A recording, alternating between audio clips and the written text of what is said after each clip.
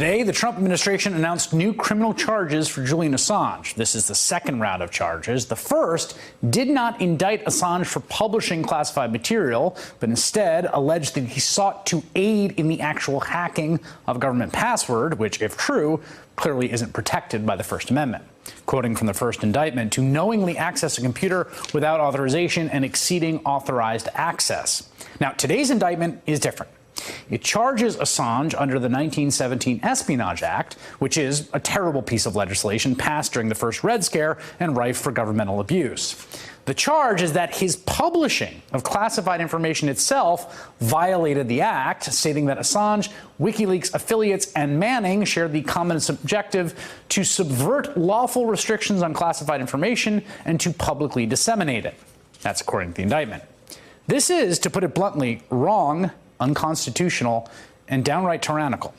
If Assange's publishing of classified information runs afoul of the law, so does the work of just about every single serious press outlet, this one included.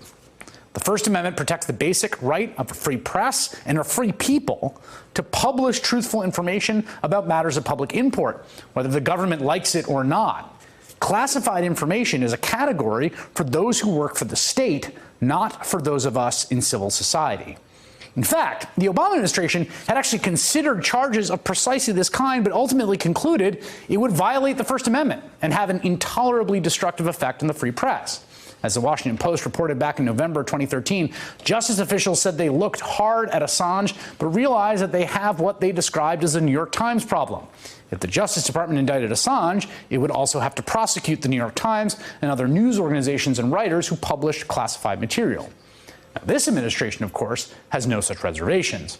The president's been calling the press the enemy of the people for years, and now his hand-picked attorney general, fresh off of covering the president's tracks, is sicking the power of the DOJ on potentially every single news outlet in the country.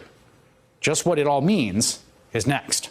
Hey there, I'm Chris Hayes from MSNBC. Thanks for watching MSNBC on YouTube. If you want to keep up to date with the videos we're putting out, you can click subscribe just below me, or click over on this list to see lots of other great videos.